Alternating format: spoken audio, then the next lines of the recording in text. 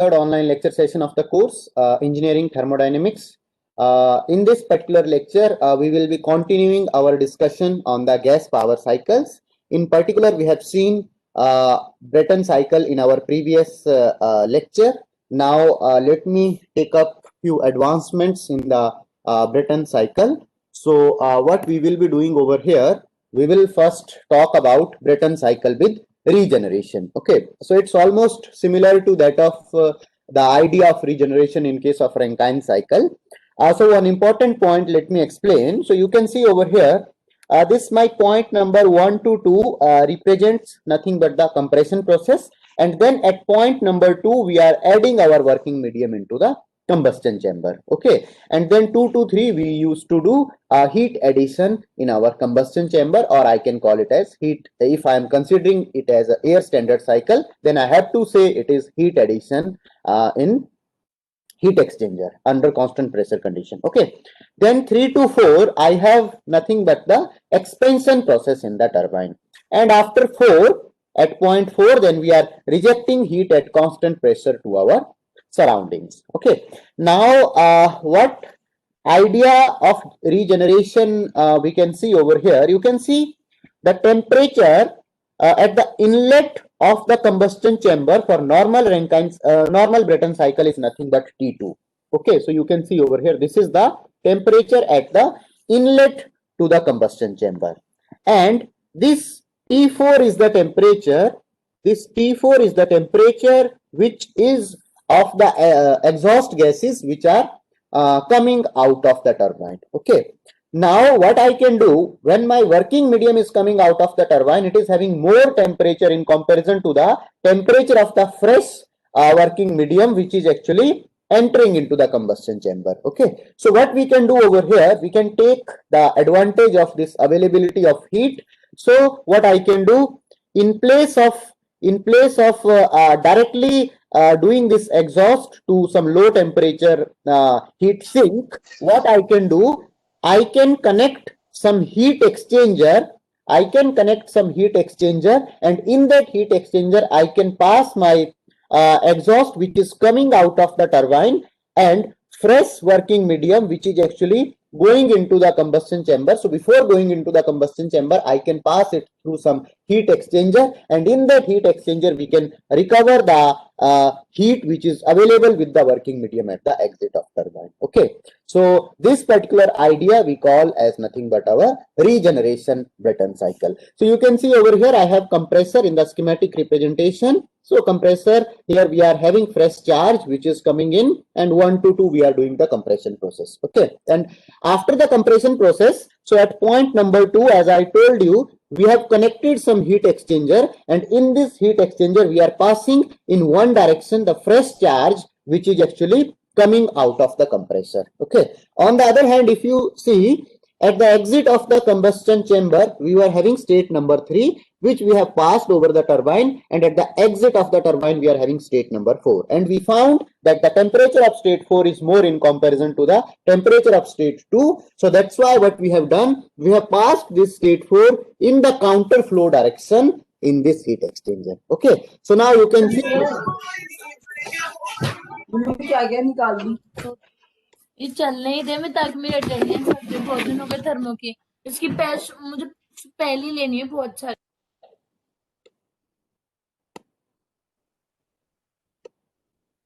Okay, all of you please keep your microphones mute. Okay, so what we are doing over here, this medium at temperature 4 is passing through the heat exchanger, and this medium at point number 2 is actually passing in the counter flow direction. Okay, so that's why what will be happening, this hot medium now will be transferring the heat to this cold medium. Okay, so because of that, you can see after the heat transfer process, my point number 2 has been heated and it has reached to point number 5. So this point you can see. So point number 2 was at the inlet, and after receiving amount of heat, it has become nothing but point number 5. Same is represented on this TS diagram also. You can see this point number 2 is inlet to heat exchanger, and point number 5 is outlet of the heat exchanger. Okay.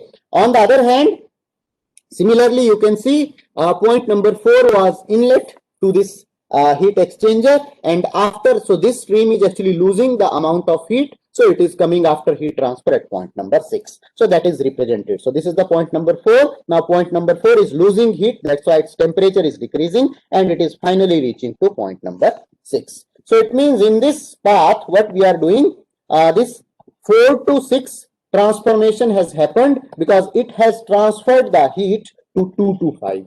Okay, so this heat transfer has happened during the 4 to change state, and finally it has converted into 2 to 5. Okay, so now you can see that inside my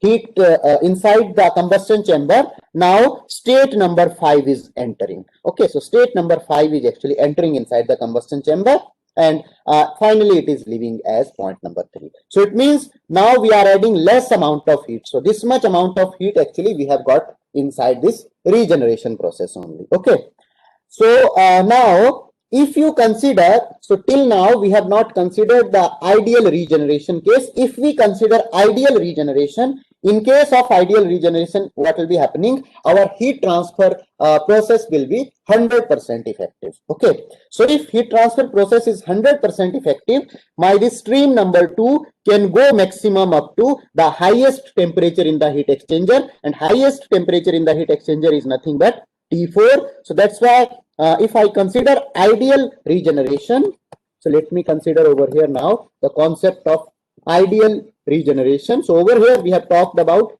actual, because our heat transfer process will not be 100% effective. But if we take the case of ideal regeneration, in that case what will be happening? I will be having heat addition from 2 to 5 days. So 2 to 5 days will be my heat addition process. Okay, so 2 to 5 days will be my heat addition process, and 4 to, let me say this point as 6 days. 4 to 6 days will be my heat rejection process. Okay, so this will be the heat rejection from high temperature stream.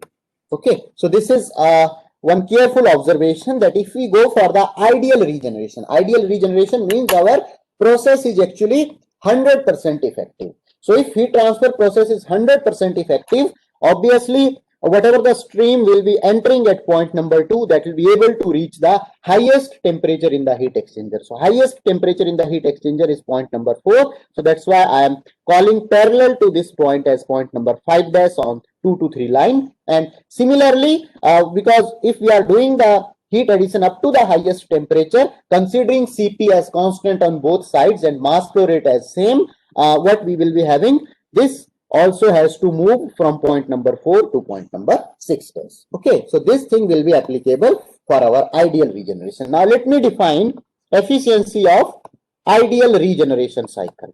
So now what I am defining the efficiency of ideal regeneration cycle. So we know efficiency is nothing but equal to 1 minus Q out divided by Q in. Okay, so you can see in this particular ideal regeneration cycle, now Q out is how much?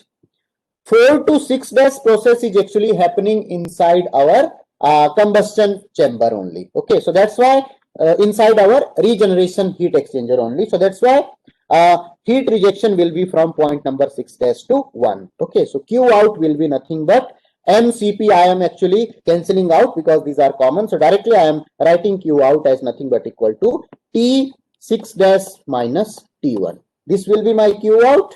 Okay, and what is the amount of heat supplied? Now I am adding, when I am considering the ideal regeneration, at the exit of the heat exchanger, I have state number 5 dash. So that's why heat addition in the combustion chamber will only be 5 dash to 3. So it will be T3 minus T5 dash. Okay. Now what I can do, I can replace this T6 dash with T2, because 6 dash and 2 are having parallel to the horizontal. So these are parallel to horizontal. That's why T2, T6 I can replace with T2. So T2 minus T1 divided by, I will be having T3 minus T5 dash I can replace with T4. Okay. So now in this particular, if I take T1 common, and in the denominator if I take T3 common, finally I'll be finding in the numerator T2 divided by T1 minus 1, and over here I will be finding 1 minus, because here T3 I am taking common, so here I'll be finding 1 minus T4 by T3 in the denominator. Okay, so this will be my ideal regeneration efficiency. Now we know the relationship between T2, T1 and T3, T4, so this relationship I can substitute over here. Okay, so if you recall to my previous lecture, what relationship I have told? I have told that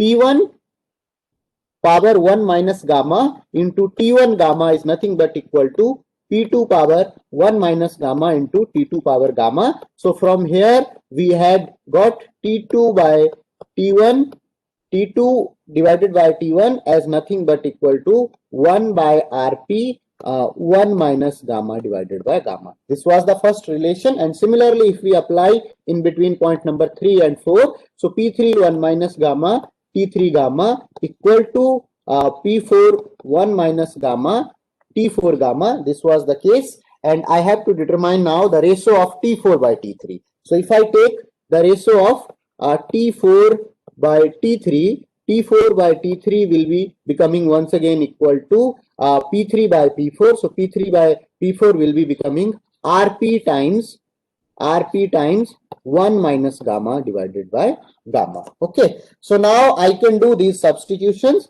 So if I substitute over here, I'll be finding efficiency of ideal regeneration will be nothing but equal to efficiency of ideal regeneration will be nothing but equal to 1 minus T1 by T3 times I have in the numerator T2 by T1 minus 1. So T2 by T1 minus 1, I can simply say 1 by Rp times this whole power 1 minus gamma by gamma minus 1 divided by I have 1 minus T4 by T3. Okay, so 1 minus Rp times 1 minus gamma by gamma.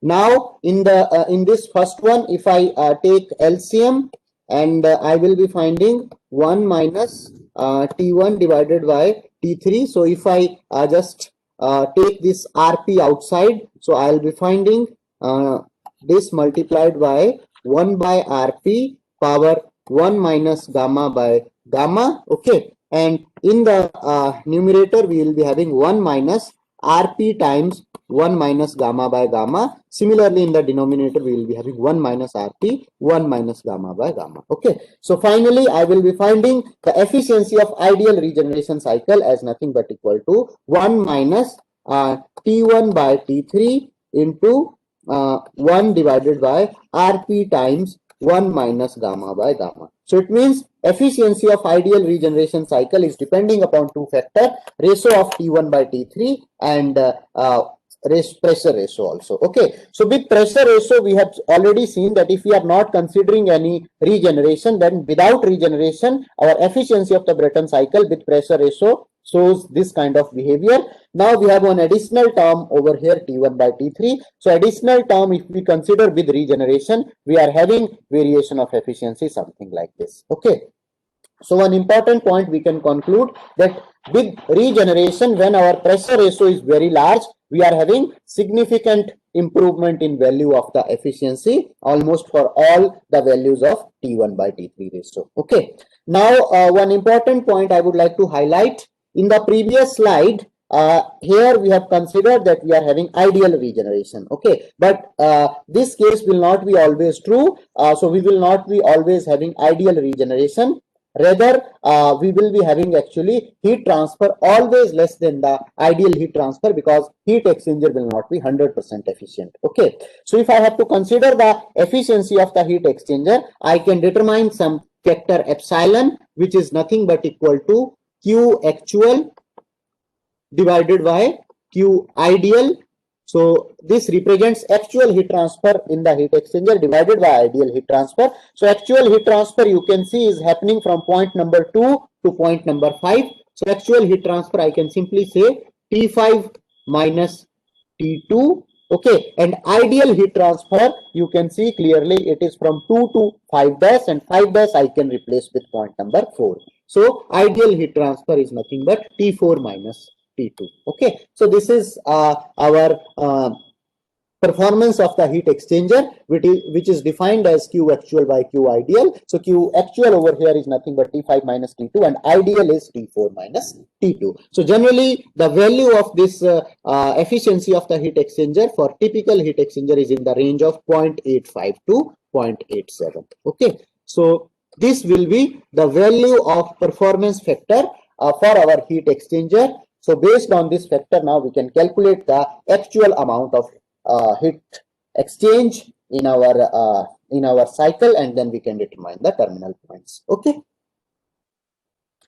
and obviously you can see over here that how your addition of regeneration is actually improving the efficiency. So you can see at this point, for example, at pressure ratio of 12, say something close to 12, so this would have been your efficiency without regeneration. And if you are doing the regeneration with ratio of T1 by T3 equal to 0.2, so your efficiency is actually increasing. Okay, one more important point you can see over here, when your value of T1 by T3 ratio is actually decreasing, your efficiency is improving. And if T1 by T3 ratio is large, in that case, actually, once again, your value of efficiency is actually decreasing. Okay, so this is the typical representation of Brayton cycle with regeneration. Now let me go to next concept.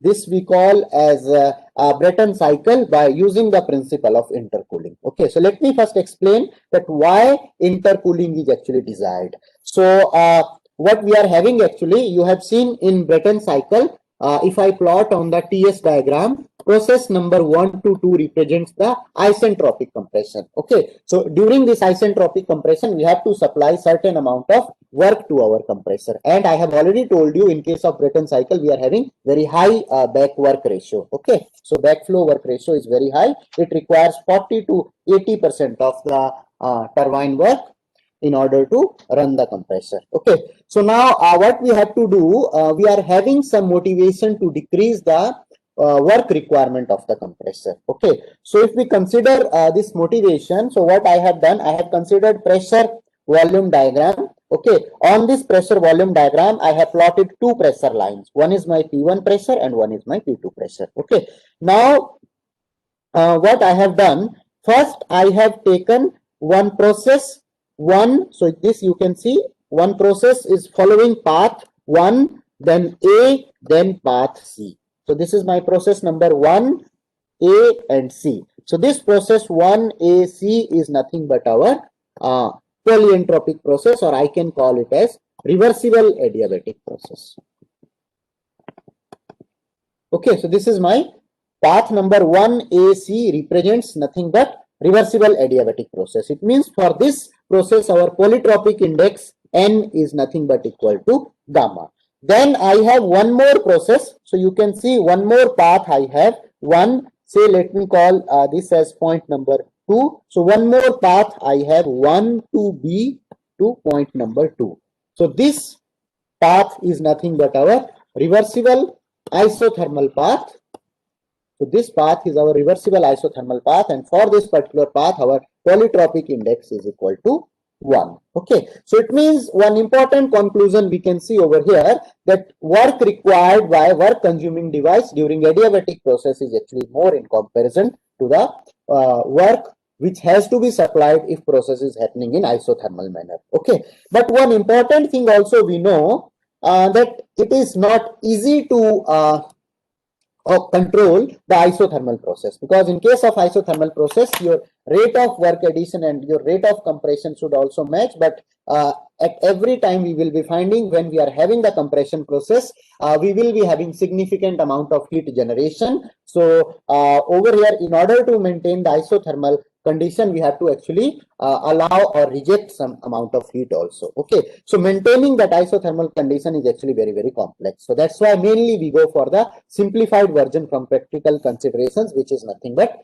reversible adiabatic process. Okay, now one important point is clear, that during this reversible adiabatic path, work requirement is more, whereas during the isothermal path, work requirement is less. Okay, and also we are having some challenge because of which we cannot completely shift to our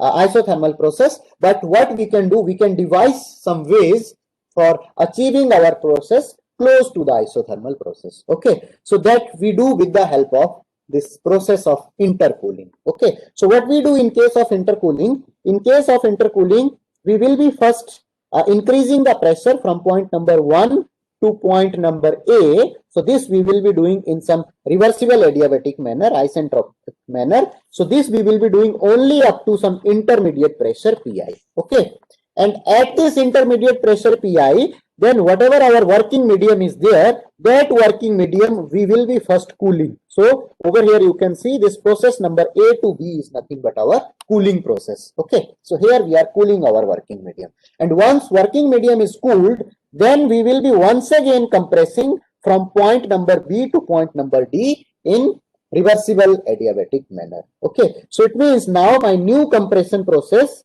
is 1 to A is actually first stage of compression. So 1 to A is first stage of compression. Then A to B is intercooling. So this process during A to B is referred to as intercooling process. And then I have B to D as my second stage of compression. Okay, so this is second stage of compression. So this is how my process is now happening. So you can see, while we have done this intercooling has helped us in saving the amount of work which is shaded over here. So A, B, D, C is the amount of work which we have actually saved during the compression process because of the intercooling. So when we are having very high pressure ratio from inlet pressure to outlet pressure, then it is always desired to have intercooling process. Now, why this intercooling is resulting for decrease in amount of work, this we have seen over here with the help of PV diagram. And one more thing I can tell you, we know that work done in open system is nothing but proportional to specific volume. Okay, so when we are intercooling the substance, then specific volume of point number B is actually less in comparison to specific volume of point number A. So this is the reason. Actually, by intercooling, what we are doing, we are trying to decrease the specific volume of the substance, and specific volume is actually proportional to work done in an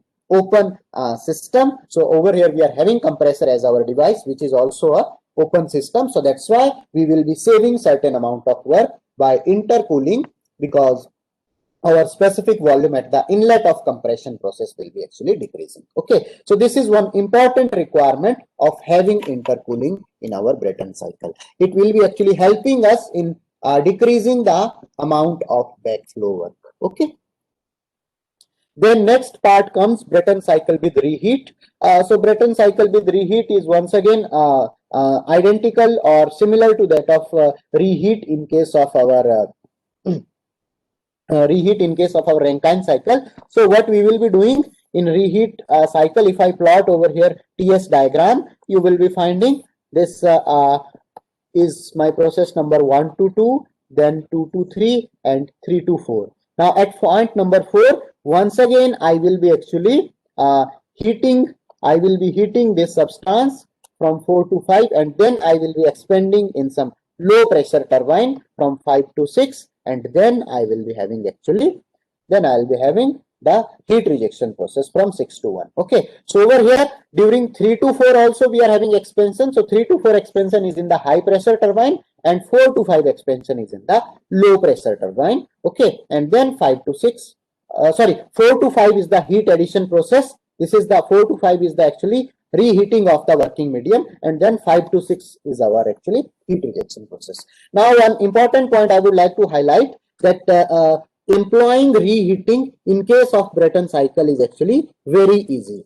So why it is easy? Because in case of Brayton cycle, if we have to do reheating, we need not to once again pass our working medium through the combustion chamber. Why? Because we know that our air fuel ratio in case of Brayton cycle is very high. Okay, so it is approximately in the range of 50. So because of the high air fuel ratio, even at the exit of turbine, though we are having exhaust gases which are coming at the exit of turbine, but these exhaust gases will also contain sufficient amount of oxygen. Okay, so these will be having sufficient amount of oxygen to support for the further combustion. So that's why when this reheating done in case of Brayton cycle, we don't pass once again our working medium through the combustion chamber.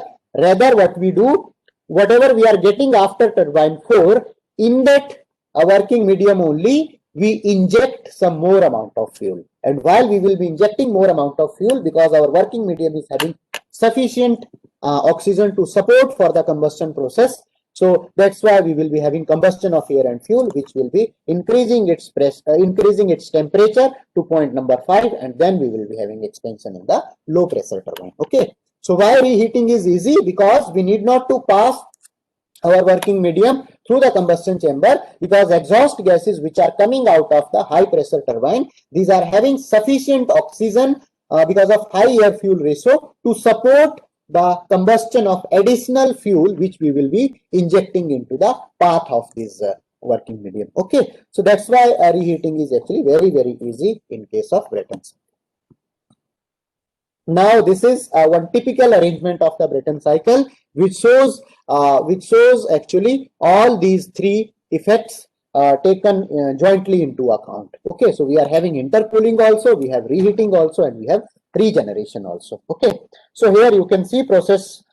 First we are having 1 to 2 first compressor, then we have some intercooler, then 3 to 4 second compressor, then we have some regenerator, then we have combustion chamber, then after combustion chamber first high pressure turbine, then we have reheater, and then we have low pressure turbine, and then it is actually going to the regenerator. So if I have to, so these terminal points are given over here. By using these terminal points, if I have to plot the TS diagram, it will be looking something like this. So this will be my 1 to 2 process in the first compressor, then 2 to 3 is intercooling process, where pressure will remain constant, but we will be having cooling of the medium. Okay, and in case of ideal intercooling, we try to cool our medium till our temperature which was there at the inlet of the first compressor. Okay, and then 3 to 4 will be my second compressor process, then 4 to 5 I will be having ideal regeneration, 5 to 6 I'll be having heat addition in combustion chamber, 6 to 7 is first expansion,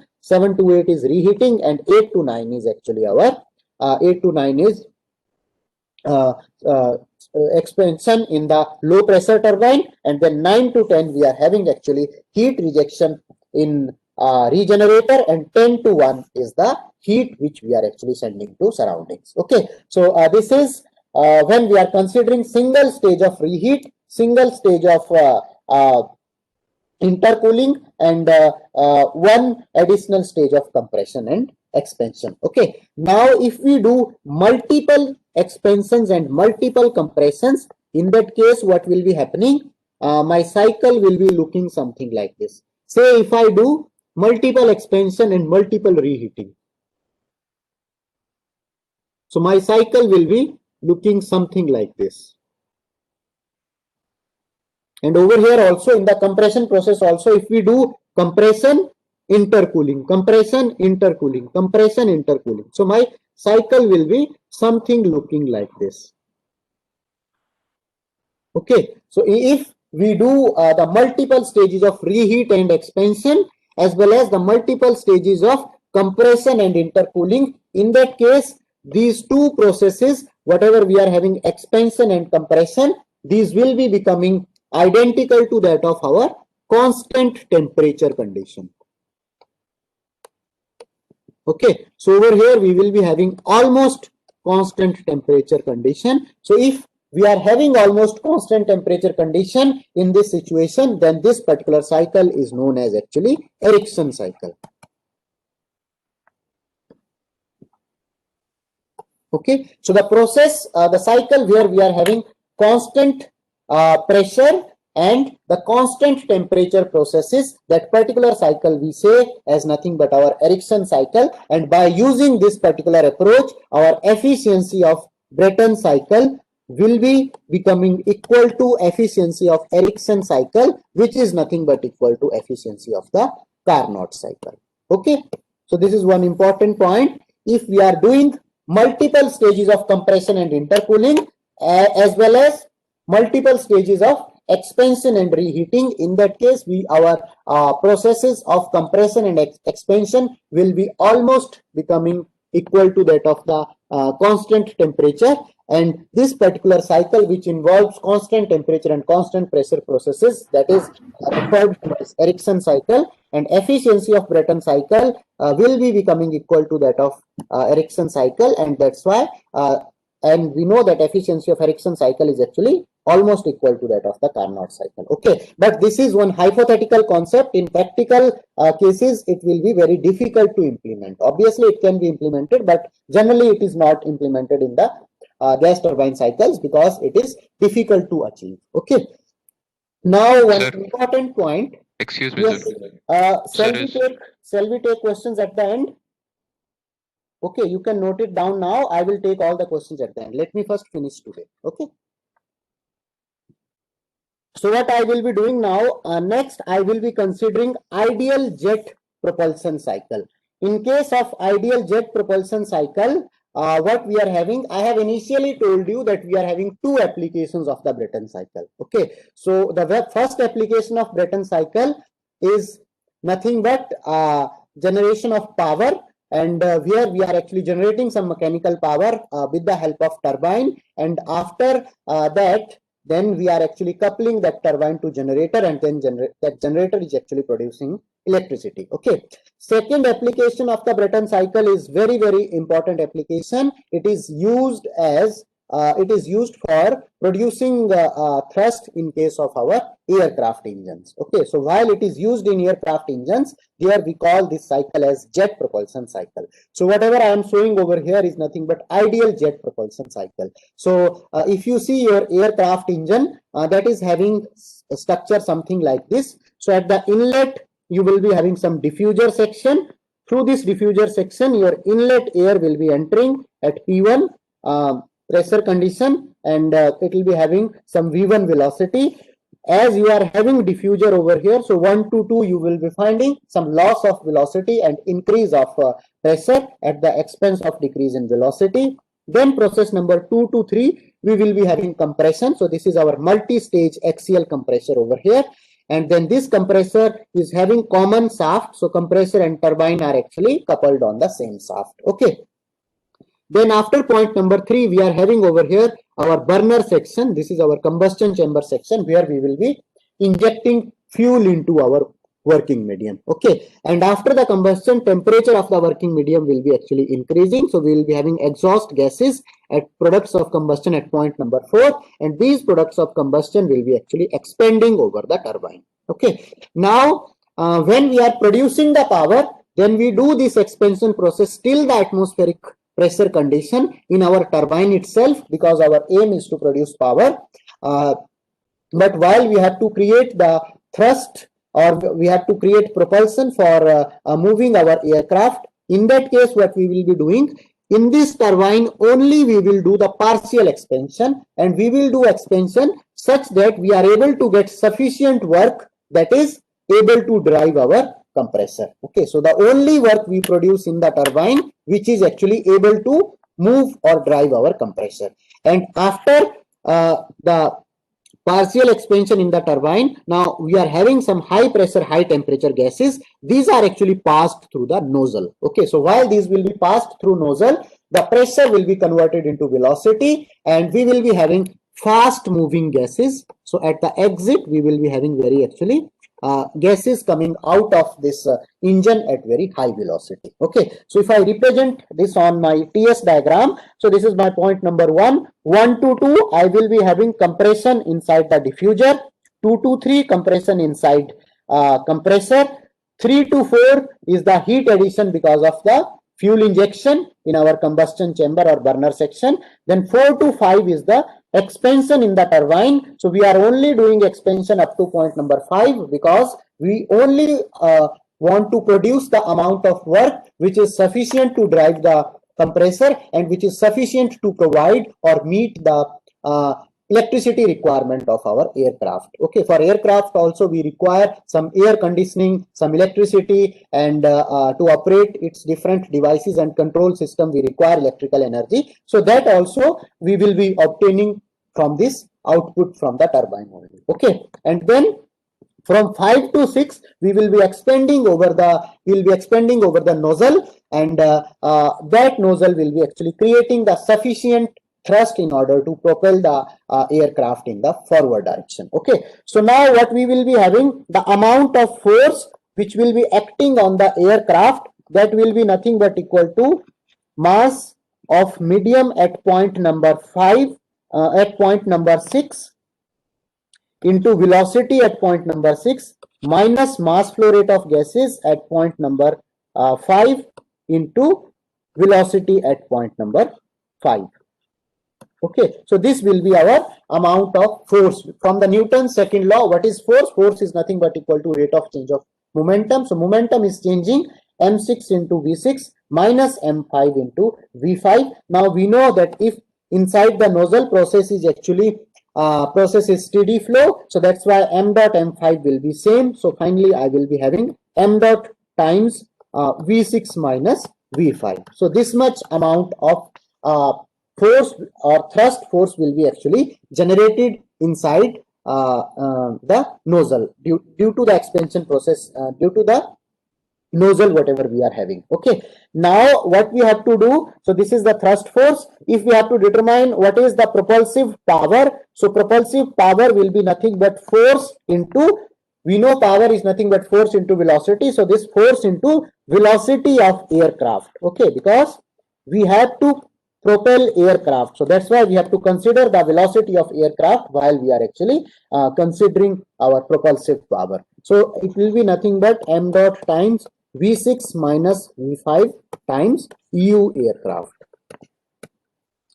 So this will be my amount of propulsive power which we are obtaining, and during this 4 to 5 whatever power we are obtaining in the turbine, that power is actually equivalent to that of power required to drive this compressor from 2 to 3. Okay, so that's why this 4 to 5 is not being reflected in terms of output. In terms of output only we are having actually propulsive power from point number 5 to point number 6. Okay, so now if I have to define the efficiency of this propulsion cycle, that will be nothing but equal to propulsive power upon amount of heat input. So propulsive power over here we have seen as m dot times v6 minus v5 into U aircraft.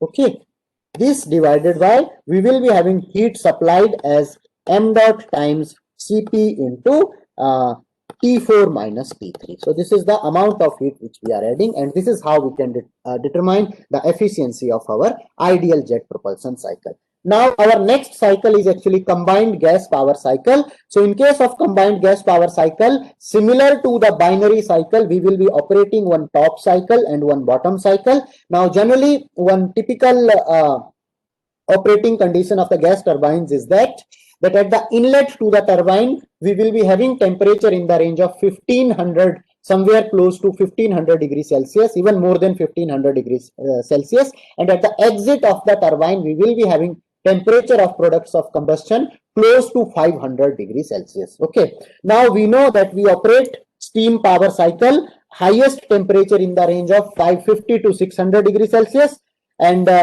gas turbine cycle, its inherent nature is that at the exit of turbine we will be having temperature close to 500 degrees Celsius, and over here we will be having more than equal to 1500 degrees Celsius. Okay, so that's why our gas turbine cycle operates at very high temperature limits, whereas steam power plant operates at the low temperature conditions. Okay, so in case of gas power plants, if we are not recovering this amount of heat which is actually being wasted, which is going out at temperature of 500 degrees Celsius, we will not be getting any advantage of adding heat at high temperature, because if we are adding heat at high temperature, ultimately our efficiency of the cycle will be improving, because efficiency of the cycle is 1 minus mean temperature of heat rejection divided by mean temperature of heat addition. So if mean temperature of heat addition is very high, we will be getting good advantage in terms of improvement of efficiency, but at the same point of time we have to also decrease the mean temperature of heat rejection. But in case of gas turbine cycle, the heat rejection is done at temperature of around 500 degrees Celsius. Therefore, in order to take extra advantage and do recovery of that waste heat, what we do along with the gas turbine cycle, so you can see this compressor combustion chamber turbine is nothing but our gas turbine cycle. With this gas turbine cycle, we are using additional heat exchanger, and this heat exchanger is actually acting as source of steam generation.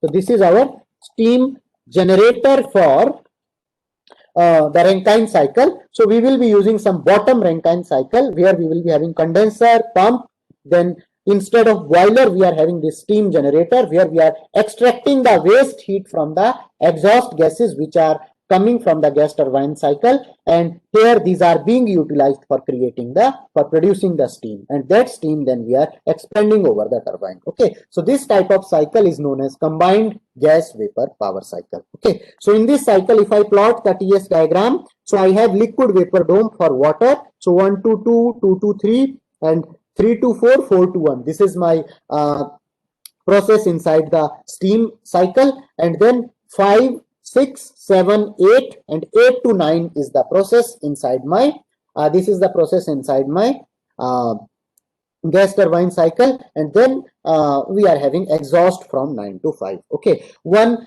big advantage of using this combined gas power cycle is that by using this particular cycle, if we are having, say, some scarcity of heat in our exhaust which is coming out of the turbine, we can directly inject some amount of fuel. Okay, because it is having very high air fuel ratio, so that's why directly we can inject some amount of fuel. So that amount of fuel will be actually providing us additional amount of heat in order to make the steam generation possible. Okay, so the efficiency of these combined gas power cycles is found to be more than 50%, and such combined gas steam power cycles are nowadays being employed in many of the modern installation of the power generation. Okay, now I will now first take up the questions, and then we will have our further discussion.